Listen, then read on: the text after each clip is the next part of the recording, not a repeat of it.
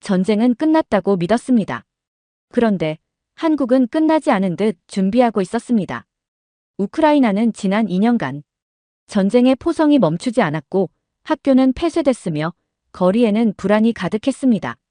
그 혼란 속에서 우크라이나의 학자가 한국의 대학으로부터 방문 연구 제안을 받았습니다. 그리고 도착한 한국. 서울의 겨울은 조용했습니다. 폭격도 사이렌도 없었습니다. 그 고요함은 평화 때문이 아니라 스스로 훈련된 침착함에서 나오는 것이었습니다. 그는 말합니다. 한국은 전쟁을 두려워하지 않습니다. 전쟁이 오기 전부터 이미 준비하고 있었기 때문입니다. 이제부터 외국인 학자가 6개월간 한국에서 직접 보고 들은 준비된 국민의 나라 대한민국의 진짜 이야기를 들려드리겠습니다. 저는 전쟁학자입니다. 하지만 전쟁이 가까이 다가왔을 땐 학자란 타이틀은 아무 소용이 없었습니다. 2023년 11월 제가 지내는 곳은 지옥으로 떨어지고 있었죠. 하르키우에 사는 형에게선 한밤중에 단 한 줄의 메시지가 왔습니다. 나갈 생각은 있냐? 문자 하나에 가슴이 철렁 내려앉았어요. 머리로는 애써 믿었지만 심장이 거짓말을 못했거든요. 그리고 그 순간 머릿속에 떠오른 건 며칠 전 이메일 한 통이었습니다. 서울에 있는 대학교에서 보낸 방문 연구 초청장이었죠. 전쟁 스트레스 회피용 해외 연수. 외국으로 도망치는 지식인. 누가 뭐라 하든 상관없었어요. 이 나라를 나가야 한다는 것만 분명했습니다. 짐을 쌌습니다. 아니, 도망을 쌌다고 해야 맞을 거예요. 지도를 펴놓고 포탄 사거리를 계산하던 손으로 한국행 비행기 티켓을 끊었어요. 그리곤 연구실 동료들에게 이렇게 말했습니다. 6개월, 한국에 연구차 갑니다. 그 말을 입에 올릴 때 스스로도 속이고 있다는 느낌이 들었죠. 하지만 동시에 마음속에 작은 확신이 피어올랐습니다. 그곳은 괜찮을지도 몰라. 폴란드를 경유한 뒤 저는 인천국제공항에 도착했습니다. 서울로 향하는 공항철도 안. 창밖으로 보이는 한국의 겨울은 차분했어요. 전쟁의 그림자가 전혀 느껴지지 않았고 뉴스에서 보던 긴장감은 어디에도 없었습니다. 며칠 뒤 서울 지하철 5호선에서 저는 마주쳤습니다. 검정색 점퍼에 흙먼지 묻은 군복 바지. 처음엔 현역 군인이라 생각했는데 손엔 테이크아웃 커피가 들려 있었죠. 그 사람만 그런 게 아니었어요. 한 칸에 군복 바지 입은 사람들이 여럿 있었습니다.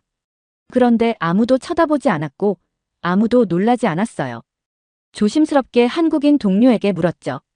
혹시 오늘 아침에 무슨 군사행동이 있었나요? 그는 웃더군요. 예비군이요. 그냥 훈련 받는 거예요.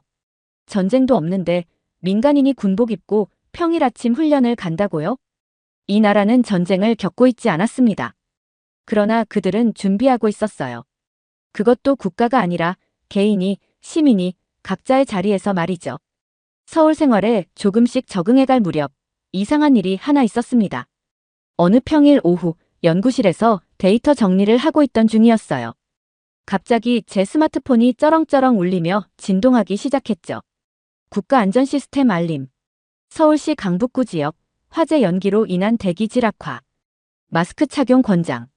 외출 자제 요망. 아, 놀랐습니다. 그보다 더 놀라운 건 제 옆에 앉은 동료들이었어요. 누구 하나 소란스럽지도 놀라지도 않았습니다. 그날 저녁 기숙사 근처 편의점에 들렀을 때였어요. 편의점 앞에 서 있던 고등학생 둘이 말하더군요. 화재 경보 뜬 거 봤지? 요즘 진짜 잦다. 우리 쪽은 아니니까 괜찮아. 표정은 태연했고 말투엔 익숙함이 묻어 있었습니다. 우크라이나에선 경보가 뜨면 사람들부터 패닉에 빠졌습니다. 그게 미사일이든 정전이든 모두는 오늘이 마지막 일지도 모른다는 공포에 휩싸이곤 했죠. 하지만 여기선 달랐습니다. 경보는 사람들을 놀래키지 않았고 모두는 그 상황에서 자신이 뭘 해야 하는지를 알고 있었습니다. 혼란이 아니라 패턴화된 반응이었죠. 며칠 후 한국 친구의 초대로 근처 동사무소에서 열린 지역 커뮤니티 설명회를 참관하게 되었습니다. 그곳에선 주민 대상의 생활 안전 교육이 이뤄지고 있었는데요. 그 내용이 너무 구체적이었어요. 엘리베이터에 갇혔을 때 스마트폰 배터리를 어떻게 아껴야 하는지, 지하철 사고 시 어느 방향으로 먼저 대피해야 하는지, 전기차 화재가 났을 경우의 대처 순서까지 포함되어 있었습니다. 그때 사회자가 던진 한마디가 아직도 잊히지 않아요. 국가는 준비할 수 있습니다. 하지만 실행은 결국 시민 개개인의 몫입니다. 이 나라는 국가 시스템만 튼튼한 게 아니었습니다. 시민 하나하나가 마치 훈련된 듯 움직였고 그 훈련은 거창한 게 아니었어요. 평소의 생활, 말투, 반응 속에 조용히 스며들어 있었던 거죠. 그날 밤 인터넷 뉴스에서 화재 사고 영상을 봤습니다. 직원이 안전모를 쓰고 동료의 팔을 붙잡아 끌고 나오는 CCTV 영상이었죠. 인터뷰에서 그는 이렇게 말했습니다. 몸이 먼저 움직였어요. 몸이 먼저 움직였다. 그게 바로 이 나라 국민의 훈련 방식이었어요. 지시를 기다리지 않고 감정을 앞세우지 않고 해야 할 일을 본능처럼 해내는 훈련. 그리고 저는 이 나라의 방어력은 군사 무기에만 있는 게 아니라는 걸 깨달았습니다. 총 없이 움직이는 이 사람들의 예방 반사는 그 어떤 철조망보다 단단했고 어떤 장갑차보다도 신속했습니다. 서울에서 생활한 지 2달쯤 되었을 때 한국 친구의 소개로 중학교에서 열리는 보건교육 수업에 참관하게 되었어요. 이 학교는 방문 연구의 일환으로 진행된 위기 대응 시스템 분석 과제 대상지 중 하나였고 한국 공교육이 위기 대응을 어떻게 가르치는지를 분석하는데 핵심 사례가 될 수 있었죠. 그날 수업 주제는 AED 사용법이었습니다. 즉, 자동심장 충격기 사용법을 학생들에게 실습시키는 교육이었죠. 저는 솔직히 고등학생도 아닌 중학생에게 그런 장비를 가르친다는 것 자체가 의외였습니다. 하지만 더 놀라운 건 아이들의 반응이었어요. 교사는 말했어요. 심정지가 왔을 때 3분 안에 이 기계를 쓸 수 있어야 합니다. 누가 먼저 할까요? 그러자 한 남학생이 아무 주저 없이 나섰고 정확하게 가슴 압박 위치를 짚은 다음 훈련용 AED의 패드를 열고 인체 모형에 부착했습니다. 분석 중입니다. 환자에게서 떨어져 주십시오. 기계음이 울리자 아이들이 일제히 뒷걸음질을 쳤어요. 누가 가르치지 않아도 그 반응이 너무 정확했죠. 여러분, 오늘 배운 건 누군가의 생명을 지키는 기술입니다. 교사의 말이 울림처럼 남았습니다. 저는 우크라이나에서 교육을 받을 때 위기 상황에서 어떻게 숨을 수 있는지만 배웠습니다. 폭격을 피하는 방법, 매복을 피하는 이동 경로, 대피소 위치. 하지만 한국의 아이들은 사람이 쓰러졌을 때 어떻게 그 생명을 붙잡을 수 있을지를 배우고 있었어요. 이게 문화의 차이였어요. 전쟁을 준비하는 나라와 전쟁을 막을 수 있는 시민을 키우는 나라. 그 사이엔 숫자도 예산도 아닌 방향성의 차이가 있었던 겁니다. 교실 뒤편에서 조용히 지켜보던 저는 선생님에게 물었어요. 왜 중학생에게 이런 교육을 시키시나요? 그분은 담담하게 답하셨습니다. 어른들만 생명을 지킬 수 있다고 생각하면 위기는 늘 어른이 올 때까지 기다려야 하잖아요. 학교 복도 구석마다 설치된 AED 기계, 복장 체크 대신 위기 시 역할 분담이 적힌 게시판, 수업 시간 외에도 자율적으로 신청 가능한 위기 대응 체험 프로그램. 모두가 그 철학을 실천하고 있었죠. 그리고 그날 집으로 돌아오는 길, 지하철 역사 안에서 AED 기계를 다시 보게 되었어요. 전엔 그냥 벽에 붙은 상자로만 여겼던 그 장비가 이젠 하나의 국가 철학처럼 보였습니다. 한국은 아이들에게 공포를 각인시키지 않았습니다. 대신 생명을 지키는 책임을 조용히 나눠주고 있었죠. 그리고 그 책임을 아이들은 놀랍도록 자연스럽게 받아들이고 있었습니다. 2024년 1월, 서울에 눈이 많이 내리던 날이었어요. 학교 도서관이 휴관이라 근처 작은 김치찌개집에 들어가 점심을 먹었죠. 테이블이 좁아 70대쯤 되어 보이는 노인과 합석하게 됐는데 그날 그분에게서 한국의 기억력이란 무기를 보게 되었습니다. 처음엔 묵묵히 식사를 하셨어요. 하지만 제가 휴대폰으로 우크라이나 동부 전황을 보고 있던 걸 눈치채셨는지 조심스레 말씀하셨어요. 젊은 양반, 우크라이나 사람이에요? 저는 간단히 우크라이나 학자라고 말했죠. 그 말을 듣자 그분은 잠시 고개를 끄덕이더니 아주 낮고 조용한 목소리로 말했습니다. 우리도 겪었어요. 총도 없고 먹을 것도 없고 기댈 정부도 없던 시절이었죠. 그땐 하루 세끼보다 한 번에 살아남기가 더 귀했어요. 그분은 서울이 폐허였던 시절 자신의 어머니가 옥상에 숯을 피워 밥을 지으려다 폭격 경보에 들고 뛰어내린 이야기를 들려주셨어요. 그때도 누굴 탓하기보단 우리가 서로 끌어안았죠. 국가 그런 거 우릴 챙겨줄 여유 없었어요. 우리가 우리를 지켰죠. 순간 무언가 숨이 턱 막히는 듯 했어요. 우리는 전쟁을 데이터로 기록하지만 그들은 몸과 뼛속 깊이 각인된 감각으로 기억하고 있었습니다. 그리고 그 기억은 지금 한국 사회의 유령처럼 떠다니는 게 아니라 조용한 근육처럼 작동하고 있었죠. 그분은 또 말했습니다. 지금 젊은이들은 예비군이잖아요. 우린 기억이 무기였어요. 그게 예비군보다 강해요. 한국은 국방비로만 단단해진 나라가 아니었습니다. 그보단 기억의 두께로 단련된 나라였어요. 그리고 그 기억은 책에 적힌 게 아니라 밥 한 끼 먹으러 들어간 식당, 오래된 어르신의 말 한마디 속에 살아있었던 겁니다. 그날 저녁, 저는 연구 일지에 이렇게 적었어요. 한국은 전쟁을 겪고도 전쟁을 기억 속에 가두지 않았다. 오히려 사회의 구석구석에 분산 저장해두고 필요할 때마다 다시 꺼내 쓸 수 있도록 해두었다. 이 나라의 진짜 무기는 망각하지 않는 민간인들이다. 그리고 저도 알게 되었어요. 우리가 있는 순간 전쟁은 반복된다는 걸. 하지만 한국은 잊지 않기 때문에 같은 방식으로 무너지지 않을 거라는 걸요. 전라북도 정읍, 서울에서 고속버스를 타고 3시간 반. 이 작은 도시에서 저는 제 두 눈을 믿을 수 없는 경험을 했습니다. 지방은 중앙만큼 준비되지 않았을 것이다. 솔직히 저조차 그런 선입견을 안고 있었습니다. 하지만 정읍시의 재난 대응 시범마을을 본 순간 그 생각은 완전히 깨졌어요. 상동 2구라는 평범한 동네였어요. 주로 노년층이 많은 주택가였고 초등학교와 작은 시장, 동사무소가 한 블록 안에 모여 있었습니다. 그러나 그 조용한 동네 전체가 하나의 유기체처럼 움직일 수 있도록 훈련돼 있더군요. 마을회관엔 동네 전체를 조감도로 본 상황판이 있었어요. 거기엔 어르신 1인 가구, 장애인 가정, 유모차 이용 가구까지 표시돼 있었죠.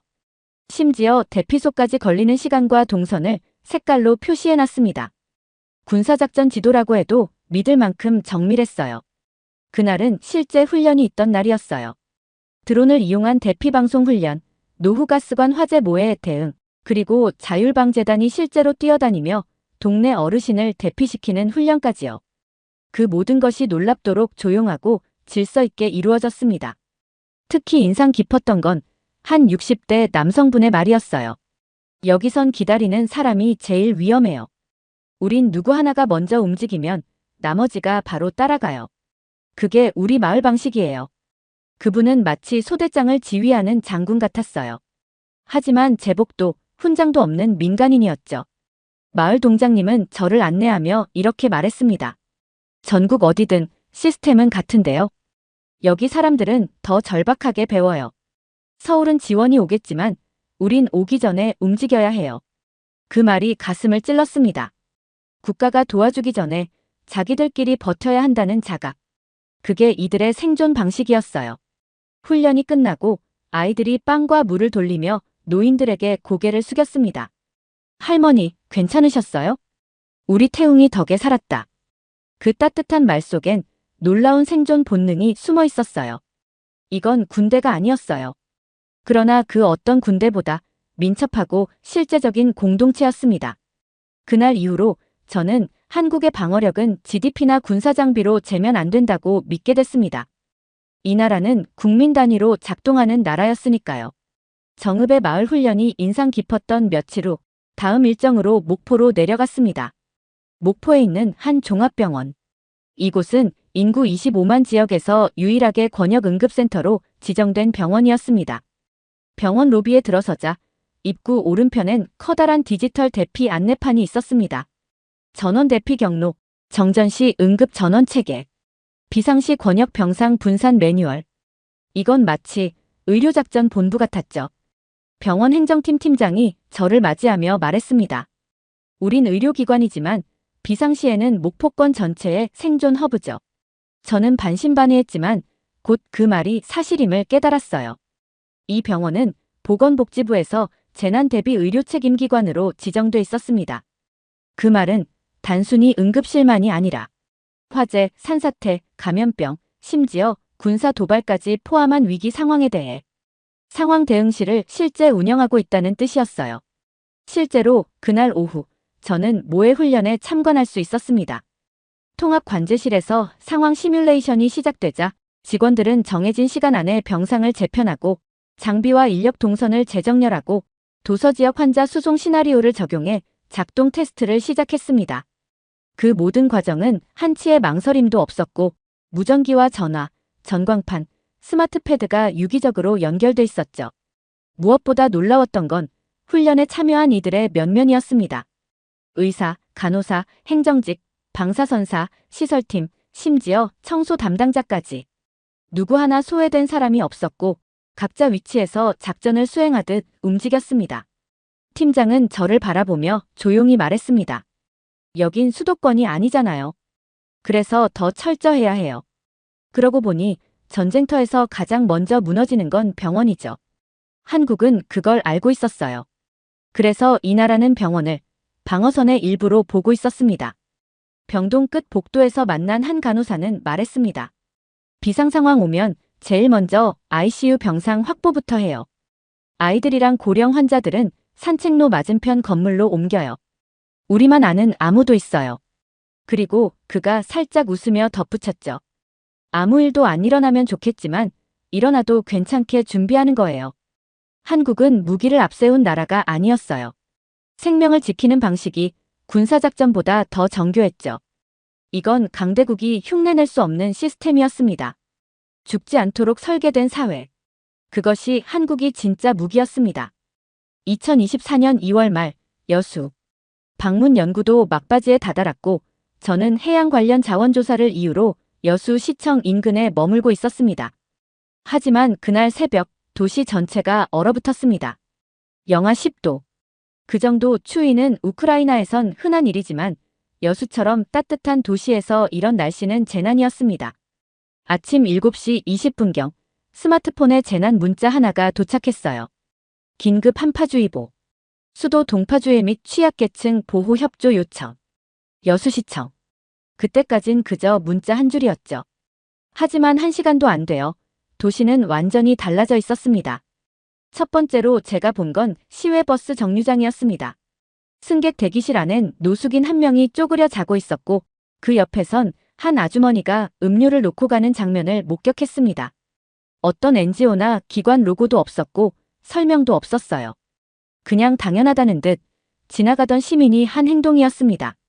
그리고 두 번째 장면은 더 놀라웠습니다. 여수 엑스포역 앞. 자율방범대와 적십자 자원봉사자, 지역 청년회가 합동으로 설치한 임시 쉼터부스가 작동 중이었어요. 한파 대비용 핫팩, 두꺼운 겉옷, 간단한 빵과 컵라면. 그 누구의 지시도 없이 한파주의보 1시간 만에 꾸려진 현장이었습니다. 제가 부스를 관리하던 한 중년 여성에게 물었어요. 어떻게 이렇게 빠르게 움직일 수 있죠? 시에서 연락이 왔나요? 그녀는 웃으며 대답했습니다. 매년 해요. 날씨만 이렇게 떨어지면 누구보다 우리 동네 사람들이 먼저 알죠. 할 수 있는 사람이 먼저 움직이는 거죠.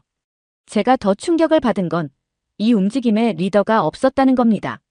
누군가가 나서서 지시를 내린 것도 아니고 호루라기를 불거나 확성기로 통제하는 사람도 없었어요. 그런데 모든 것이 질서 있게 흘러갔습니다. 한쪽에선 전기난로에 기름을 채우고 누군가는 자식과 함께 손편지로 응원 메시지를 적고 있었습니다. 이 모든 모습이 제가 알고 있던 위기 대응과는 전혀 달랐어요. 서구에선 지휘 체계가 우선입니다. 지시가 내려와야만 행동할 수 있는 구조. 한국은 달랐습니다. 위기 상황에서 오히려 더 빠르게, 더 정확하게 비공식적 조직력이 작동하고 있었습니다. 저녁이 되어 시청은 대피소를 정식으로 열었고 방송도 나가기 시작했습니다. 하지만 제가 본 진짜 대응은 그보다 몇 시간 앞서 있었어요. 지휘관도 없고 행정도 없고 방송도 없는데 이 도시는 이미 움직이고 있었습니다. 저는 다시 생각했습니다. 전쟁이라는 건 결국 시스템과 생존의 싸움입니다. 그리고 이 나라의 무기는 총이 아니라 명령 없이 움직이는 시민이었습니다. 2024년 5월 논문 초안은 얼추 정리됐고 귀국 준비를 하며 마지막 여정을 계획했습니다. 처음 한국에 왔을 때처럼 저는 여전히 조용한 거리를 걷고 있었어요. 하지만 제 안은 너무도 달라져 있었습니다. 그날 저는 전주 한옥마을 근처의 작은 언덕길을 따라 천천히 올랐습니다. 이 도시도 이 사람들도 모두 태어난 일상을 살아가고 있었죠. 하지만 제 눈에 그 평온은 평온이 아니었습니다. 준비된 고요였습니다. 약국 직원은 말했어요. 응급용 약 상자요? 정부에서 권장해서 한 달치씩 미리 챙겨두는 분들 많아요. 마트 점원은 말했죠. 재난 문자 오면 바로 대비해서 진열품 먼저 정리해요. 그리고 동네 주민센터에선 일주일 뒤 있을 지역 통합 방제 훈련 준비로 분주했습니다. 누구 하나 나라가 위험하다고 외치는 사람은 없었지만 모두가 어쩌면 올지도 모를 위기를 마치 매일 일어나는 일처럼 대비하고 있었어요. 6개월간의 방문 연구가 끝났습니다. 비행기표는 이미 나흘 전 예매해두었고 인천공항을 떠나는 마지막 날 저는 따로 짐을 싸지 않았습니다. 어차피 가져갈 건 가방 안이 아니라 제 가슴 안에 있었거든요. 떠나기 전 마지막으로 남산에 올랐습니다. 그곳은 서울을 처음 내려다본 장소이자 가장 한국적인 고요한 단단함이 느껴지는 곳이었어요. 도시는 여전히 분주하게 움직이고 있었죠. 지하철에서 내려오는 노인, 음식점 앞줄을 선 시민들, 길을 묻는 외국인에게 웃으며 길을 안내하는 학생까지. 그 누구도 거창한 영웅은 아니었습니다. 하지만 저는 알고 있었습니다. 이 사람들이야말로 전쟁을 막는 방패라는 걸요. 한국의 진짜 무기는 기억이었습니다. 전쟁을 겪은 어르신의 침묵 속에서, 지하철 안예비군의 군복에 묻은 땀에서, 중학생들의 AED 훈련에 집중된 눈빛 속에서, 지방의 정전에도 서로를 먼저 챙기는 마을 사람들 속에서, 이 나라는 전쟁을 잊지 않은 사람들이 서로를 기억하며 움직이는 나라였습니다. 그건 탱크도 미사일도 아닌 시민의 훈련된 상식과 공동체의 책임감이었어요.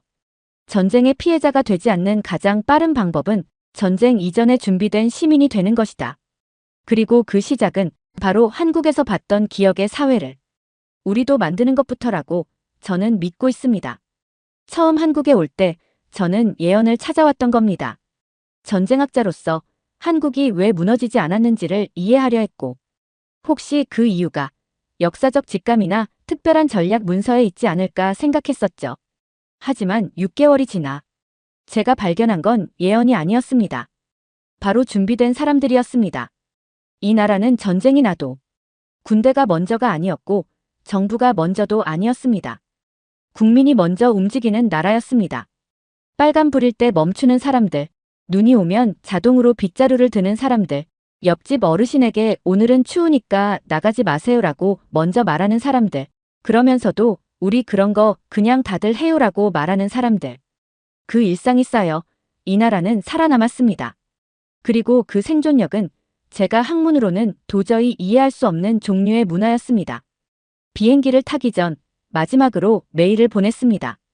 연구하면서 만난 학생에게요. 고마웠어요.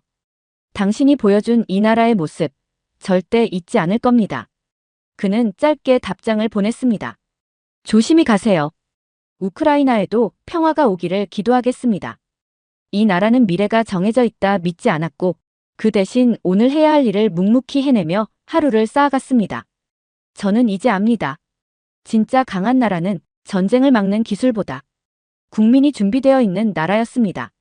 저는 이곳에서 살아있는 내일을 보고 돌아갑니다. 두 번째 사연 시작합니다. 이게 정말 실제로 있었던 일이라고요? 과장인 줄 알았습니다. 하지만 현실은 드라마보다 더 처절했습니다. 미국식 삶에 익숙한 사람이라면 개인의 행복과 성공이 가장 중요한 가치라고 배워왔을 겁니다. 자식을 위해 모든 것을 희생하는 삶을 산다는 건 비현실적이라고 생각했겠죠. 드라마라면 몰라도 현실에서 그런 부모는 없다고 단정지었을 겁니다. 하지만 한국은 달랐습니다. 그곳의 부모들은 자식을 위해 자신을 통째로 포기한 사람들, 자식의 성공이 곧 자신의 존재 이유라고 믿었던 그런 사람들로 이 나라의 역사가 만들어졌습니다. 이것이 바로 한국의 현대사였습니다. 그리고 그 희생 위에 오늘날의 한국이 세워졌습니다. 세계가 한강의 기적이라 부르는 것의 뒤에는 이름 없는 수백만 부모들의 피와 땀이 흐르고 있었습니다. 라고 말하는 미국 기자가 있습니다. 대체 무슨 사연인지 오늘 사연 바로 시작하겠습니다. 저는 데이비드 로렌스입니다. 뉴욕타임스의 사회부 수석기자로 일한 지 벌써 20년째죠. 직업상 다양한 나라, 다양한 문화를 접해왔지만 솔직히 최근 몇 년간 가장 이해하기 힘들었던 현상은 바로 한류였어요. 방탄소년단이 뉴욕을 방문했을 때 수천 명의 10대 팬들이 길거리를 메운 걸 보고 저는 기겁했어요. 이게 뭐지? 아이돌 가수의 열풍은 80년대 비틀즈나 90년대 백스트리트 보이즈 시절에도 있었으니까요. 한국이 뭐 그리 다를까 싶었죠. 하지만 점점 한류는 그 범위를 넓혀갔어요. 우리 신문사의 젊은 기자들조차 점심시간마다 한국 드라마 얘기를 하기 바빴죠. 심지어 40대 초반 에밀리라는 동료는 이태원 클라스가 인생을 바꿨다며 극찬했습니다. 매번 그런 말을 들을 때마다 눈살이 찌푸려졌어요. 한국, 젊은이들이 좋아하는 문화인데 아무리 그래도 과장 아닐까? 한국의 삼성 스마트폰, 현대자동차가 좋다는 건 인정해요. 하지만 드라마와 음악까지 세계를 정복하는 한국은 이해하기 힘들었죠. 제가 아는 한국은 일본의 그늘에 가려진 나라였거든요. 젊었을 때 미국인들이 아는 아시아는 중국 아니면 일본뿐이었죠. 한국이란 나라는 두 나라 사이에 끼어 존재감 없이 조용히 발전해온 국가였어요. 어느 날 점심시간 사내 카페테리아에서 샐러드를 뒤적이고 있던 저는 충격적인 대화를 엿듣게 됐어요. 동료 기자 앨런과 브라이언, 둘 다 50대 초반의 액션, 영화 매니아들이 한국 드라마 이야기를 하고 있었거든요. 야, 브라이언. 어제 드라마 봤어? 내가 눈물이 터지더라니까. 아내가 보기 전에 급히 얼굴을 돌렸어. 나도 그랬지. 진짜 한국 드라마가 이렇게 세다고 누가 알았겠냐? 50대 남성들이, 그것도 무감정의 상징 같은 두 명의 동료가 한국 드라마 보며 눈물까지 흘렸다니. 호기심을 참지 못하고 끼어들었죠. 두 사람이 한국 드라마를 봤다고요? 앨런은 신이 난 듯 흥분해서 설명했어요. 데이비드, 아직 웬 라이프 기브즈 유 텐저린지 안 봤어? 아, 이거 진짜 강력 추천이다. 넷플릭스 켜서 딱 10분만 봐봐. 무조건 보게 될걸. 제목도 웃겼지만 두 남자의 표정이 더 웃겼어요. 액션 영화 매니아들이 한국 드라마에 빠졌다니. 저는 그런 거 별로예요. 특히 가족 얘기, 로맨스, 이런 감성적인 것들은 제 취향 아니거든요. 브라이언은 제 어깨를 두드리며 눈빛까지 반짝이며 말했어요. 데이비드, 이 드라마는 그냥 가족 얘기가 아니야. 한국식 인생 드라마라고 해야 하나. 진짜 특별해. 우리 같은 50대 미국 남자들이 이걸 보고 울 줄 누가 알았겠어. 내심 궁금했어요. 이 무뚝뚝한 남자들이 무너질 정도면 얼마나 자극적인 드라마일까? 결국 그날 밤 와인 한 잔 들고 소파에 기대어 넷플릭스를 켰어요. 화면은 제주라는 낯선 섬의 1960년대를 비추고 있었어요.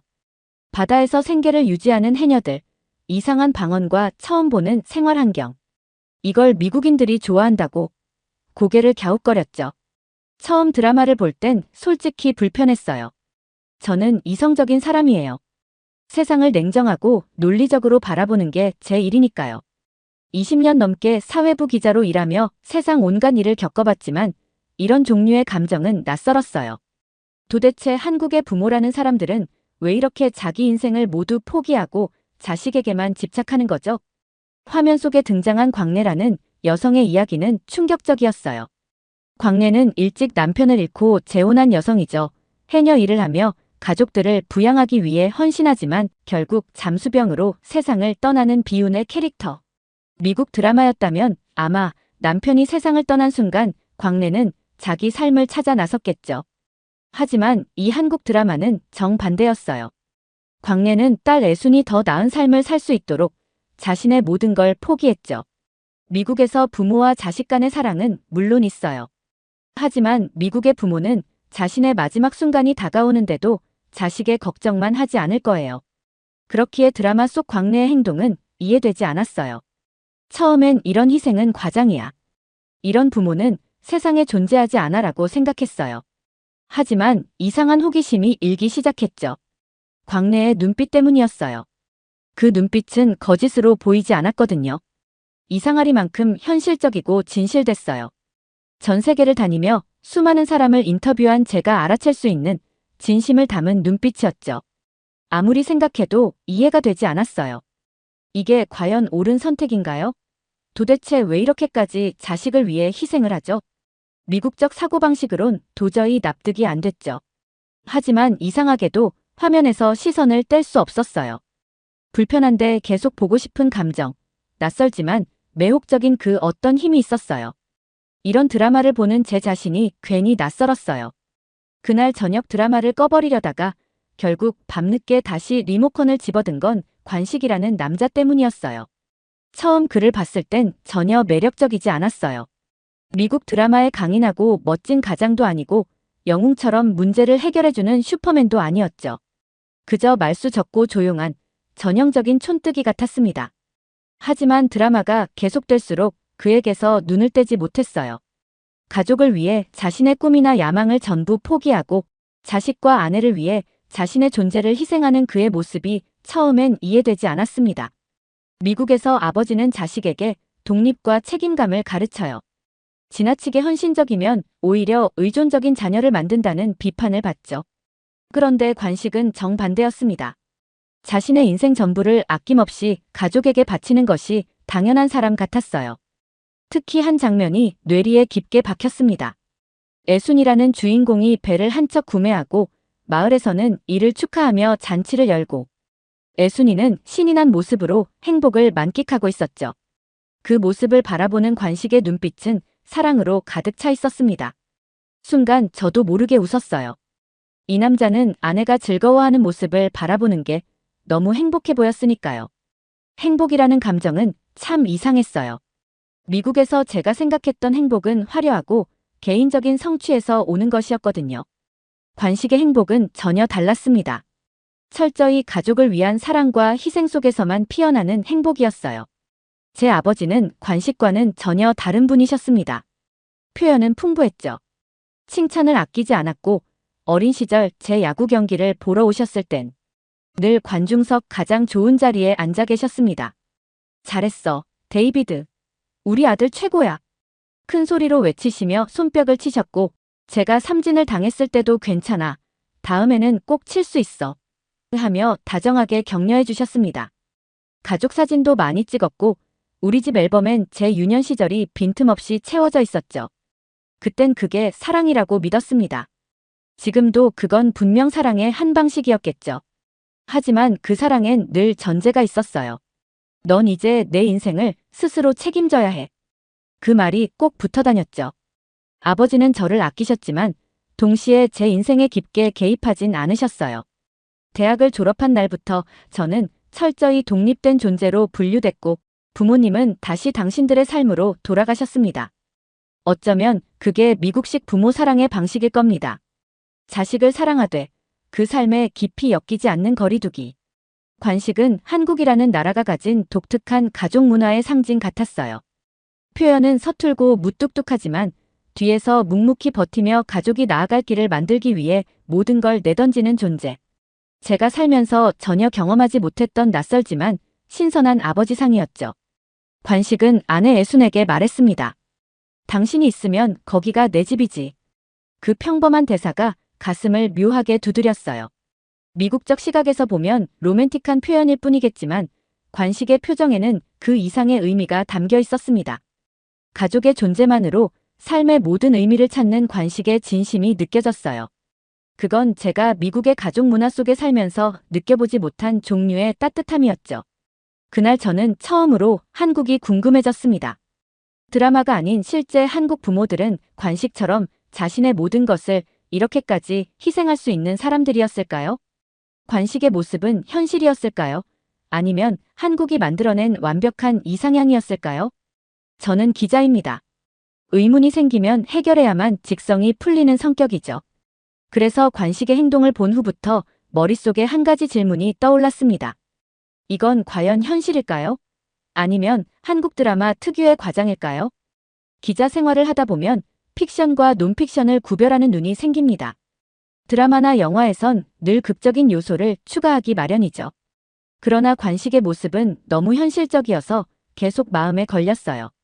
드라마를 잠시 멈추고 컴퓨터 앞에 앉아 구글에 타이핑했습니다. 한국 부모의 희생. 검색창에 뜬 결과를 보자마자 멈칫했습니다. 뉴스 기사, 논문, 블로그 글들이 줄줄이 나왔는데 제가 기대했던 과장된 희생을 비판하는 내용이 아니라 오히려 한국 부모의 희생적 태도를 당연하게 묘사하는 자료가 대부분이었어요. 한국 부모들은 자녀의 성공을 위해 개인적인 희생을 마다하지 않습니다. 가족을 위해 모든 것을 희생하는 것은 한국인의 오랜 전통입니다. 처음엔 믿기 힘들었어요. 미국에서 태어나 평생을 살아온 제가 이해하기에는 너무 낯선 이야기였거든요. 부모가 자식에게 헌신하는 건 미국에서도 흔한 일이죠. 하지만 이 정도로 극단적인 희생은 보편적이지 않아요. 저희 부모님만 해도 대학까진 지원해 주셨지만 졸업 후에는 철저히 각자 알아서 살아야 한다고 선을 그었으니까요. 궁금증은 더 깊어졌어요. 몇몇 학술 논문까지 찾아봤습니다. 한국 사회학자들이 쓴 논문에서는 한국 부모의 희생 정신을 유교 문화에서 비롯된 전통적 가치라고 설명했습니다. 자녀가 부모의 미래이고 자녀의 성공이 곧 부모의 성공이라고 여기는 문화가 있다는 거죠. 제 시선을 확 사로잡은 건 1960년대 한국의 실제 사진 자료들이었어요. 흑백 사진 속엔 남루한 옷을 입은 부모들이 있었고 그들은 가난하고 지친 표정이었지만 아이들의 손을 꼭 잡고 있었어요. 그 사진을 보는 순간 드라마 속 관식이 겹쳐 보였던 거죠. 제가 그동안 비현실적 희생이라 단정지었던 것이 현실의 반영이었다는 걸 깨달았어요. 기사들을 꼼꼼히 읽어 내려갔습니다. 한국은 6.25 전쟁 후 폐허가 된 국가에서 불과 몇십 년 만에 세계 10위권의 경제 대국으로 성장했어요. 놀라운 성장의 비밀 중 하나가 바로 가족을 위해 희생하는 그 시대. 부모 세대의 헌신이었다는 분석이 많았습니다. 그제야 관식이라는 남자가 이해되기 시작했어요. 관식은 드라마 작가가 만들어낸 캐릭터가 아니라 그 시대 한국의 평범한 가장들이 가졌던 보편적 모습이었죠. 자녀를 위한 헌신을 자신의 삶의 이유로 삼고 가난과 고통을 묵묵히 견뎌냈던 한국의 수많은 부모들을 대표하고 있었습니다. 놀랍게도 제 마음속에는 기자로서의 호기심을 넘어서는 감정이 생겼습니다. 깊은 존경과 경이였어요. 제가 미국에서 봐온 개인주의적 가치관에서는 볼 수 없었던 이 낯설고 극단적인 희생의 형태가 저에게 충격적으로 다가왔던 거죠. 인터뷰 영상에선 한 노년의 한국 여성이 이렇게 말했어요. 우리는 그저 그렇게 살아야 했어요. 자식을 위해 내 모든 걸 바치는 게 당연한 거니까요. 그게 부모의 숙명이죠. 그 짧은 말이 제 마음 깊숙이 파고들었습니다. 그 여성의 말투에는 후회가 없었어요. 오히려 자신이 한 희생에 자부심을 느끼고 있는 듯 했습니다. 관식의 표정과 정확히 같았죠. 묵묵히 바다에서 생선을 잡아오던 관식이 머릿속에서 다시 살아났어요. 그의 표정엔 자부심이 서려 있었고 가족을 위해 희생하는 것이 전혀 억울하지 않다는 걸 보여주고 있었으니까요. 이렇게 이해의 폭을 넓혀가며 한국이라는 나라와 한국 부모들에 대한 새로운 시선을 가지게 됐습니다. 그 충동은 저를 행동으로 이끌었고 일주일 후 저는 생전 처음으로 한국행 비행기에 몸을 실었습니다. 제가 드라마를 통해 보았던 한국의 모습이 진짜인지 관식 같은 사람들이 정말 존재했는지 직접 확인해보고 싶었어요. 서울에 도착하자마자 가장 먼저 찾아간 곳은 국립중앙박물관이었습니다. 드라마 속 관식이라는 남자의 삶이 역사적 배경과 연결되어 있다는 걸 알고 싶었어요. 기자로서의 본능이 다시 한번 발동한 거죠. 박물관의 근현대 사관을 천천히 둘러보기 시작했습니다. 전시관 초입에 놓인 흑백 사진들은 저를 압도했죠. 사진 속에는 전쟁으로 폐허가 된 서울 시내와 굶주림으로 뼈만 앙상한 아이들을 안고 있는 부모들의 모습이 생생히 남아 있었어요. 그들의 얼굴엔 절망과 고통이 담겨 있었지만 저는 거기서 또 다른 표정을 발견했습니다. 그것은 바로 드라마 속 관식의 얼굴에 항상 있던 헌신의 표정이었죠. 전쟁 직후 한국의 부모들은 자신의 살보다는 아이들이 조금 더 나은 환경에서 자랄 수 있기를 바랐습니다. 자신의 생존도 버거운 시대였지만 이들은 오히려 자신을 희생하며 자녀들의 미래를 준비했죠. 그 순간 저는 관식의 극단적인 희생이 드라마 작가의 과장이 아니라는 사실을 다시 한번 확인했습니다. 한국은 실제로 그런 사람들이 살아왔던 나라였어요. 전시관 중간쯤에서 오래된 노트 한 권을 발견했습니다. 노트에는 피난 시절 일기를 썼던 한 어머니의 기록이 전시되어 있었죠. 나는 굶어도 좋으니 우리 아이들이 배불리 먹을 수 있기를, 그런 날이 오기를 오늘도 기도한다. 짧은 이 일기 속에 담긴 한 어머니의 마음이 너무 강렬하게 다가와 저는 그 앞에 한동안 서 있었습니다. 그 모습은 관식과 그의 아내 애순의 모습과 겹쳐졌어요.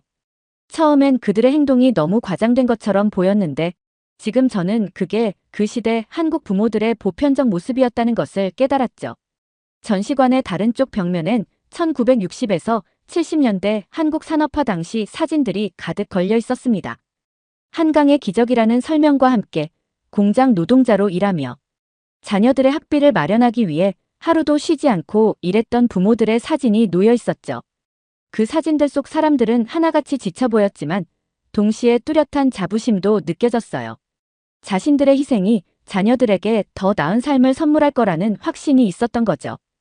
옆에서 전시를 보던 한국 중년 남성이 말을 걸어왔어요. 지금과 많이 다르죠? 이 시절 우리 부모님도 공장에서 매일같이 밤낮으로 일하셨습니다.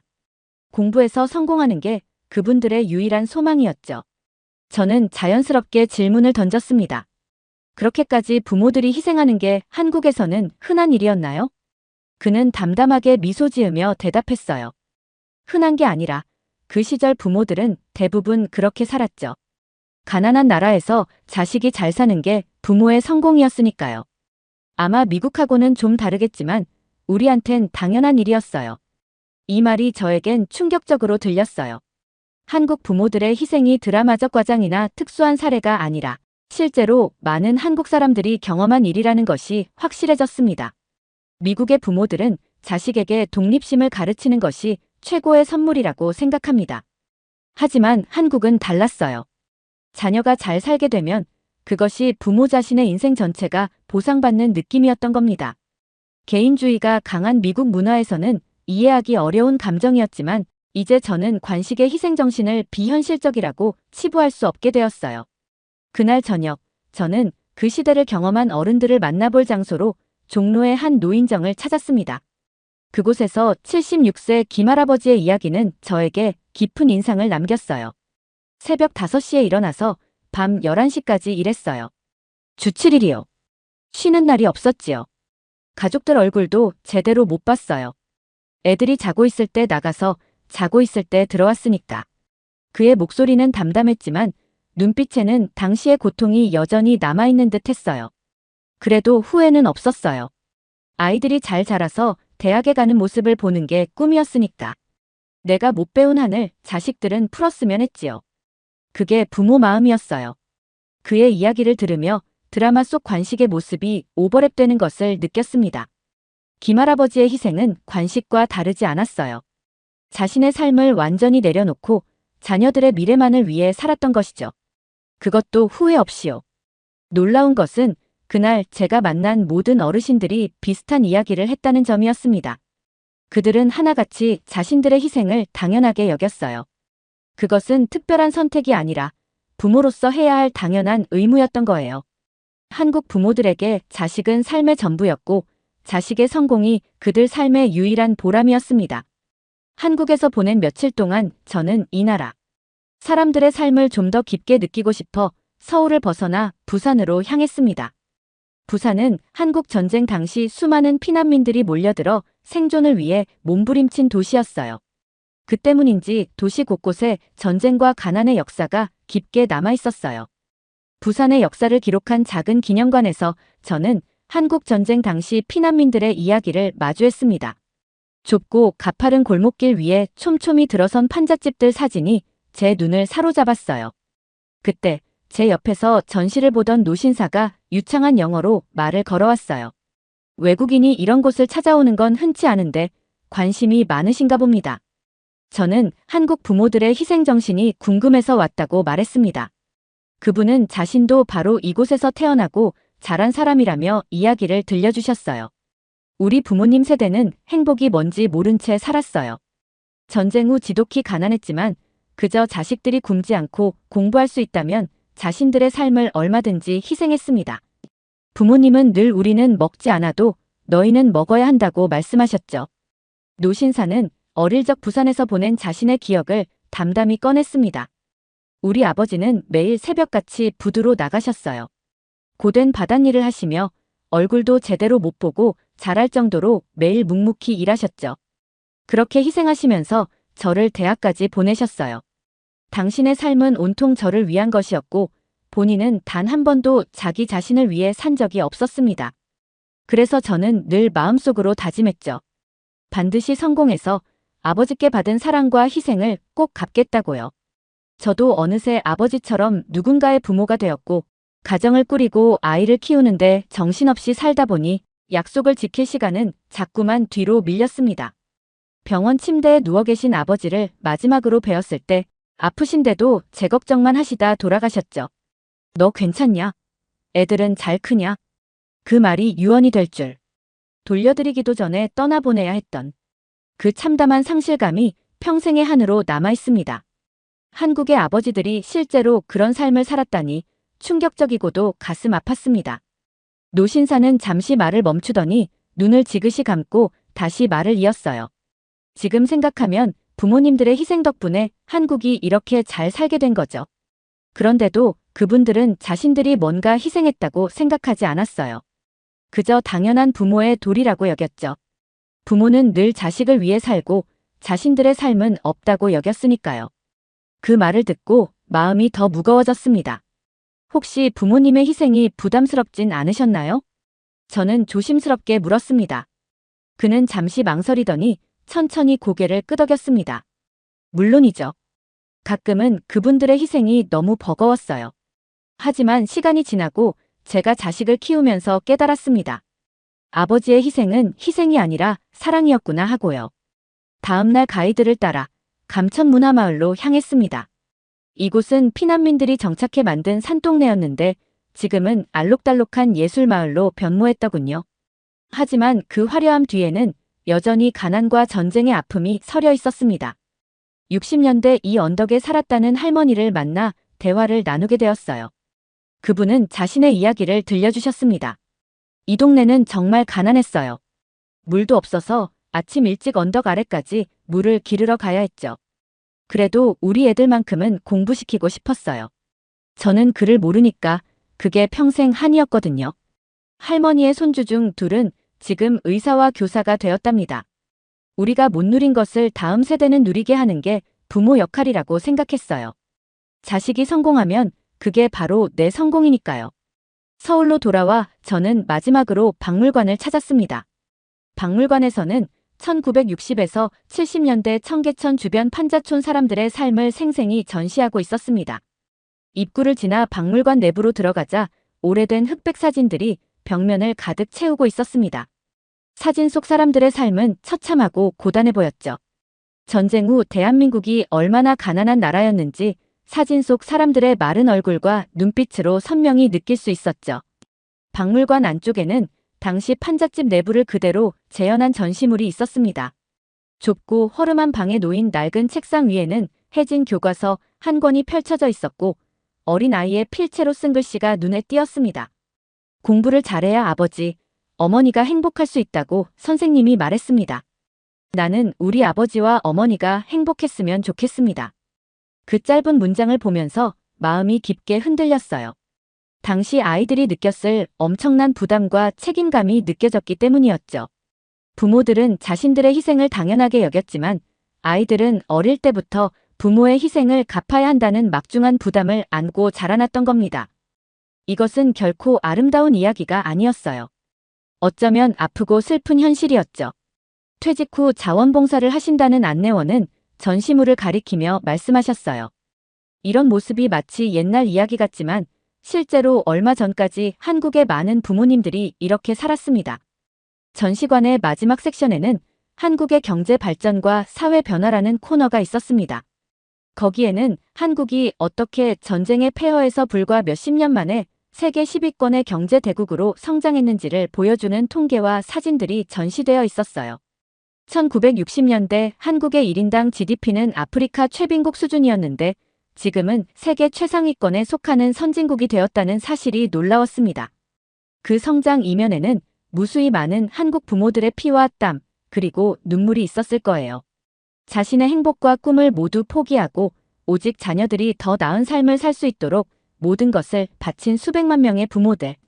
드라마 속 관식과 애수는 바로 그런 부모들을 대표하는 인물이었던 거죠. 그날 밤 서울의 한 작은 주점에서 저는 한국인 대학생들과 이야기를 나누게 되었습니다. 그들에게 제가 왜 한국에 왔는지 설명하자 모두들 놀라워했어요. 한국 드라마를 보고 직접 우리나라에 오셨다고요? 와, 정말 특이한 이유네요. 한 학생이 제게 물었습니다.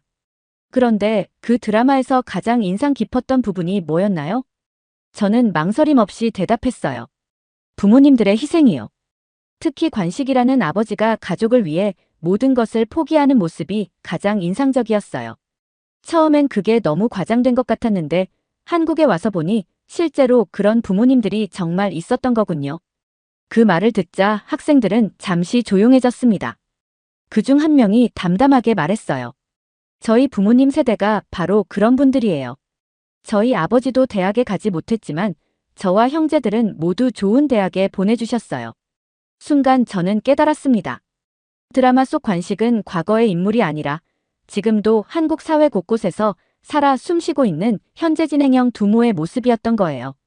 다만 시대가 바뀌면서 그 희생의 형태만 조금씩 달라졌을 뿐이었죠. 호텔로 돌아오면서 서울의 화려한 야경을 바라보았습니다. 높게 솟은 빌딩들과 번화한 거리, 세계 최고 수준의 인프라를 자랑하는 이 도시가 사실은 무수히 많은 부모들의 보이지 않는 희생 위에 세워진 것이라는 생각이 들었어요. 그 부모들은 결코 자신의 희생을 자랑하지 않았습니다. 오히려 그것을 당연하게 여겼죠. 하지만 그들의 희생이 없었다면 오늘날의 한국은 존재하지 않았을 거라는 확신이 들었어요. 그날 밤 호텔방에서 처음으로 제 부모님께 편지를 썼습니다.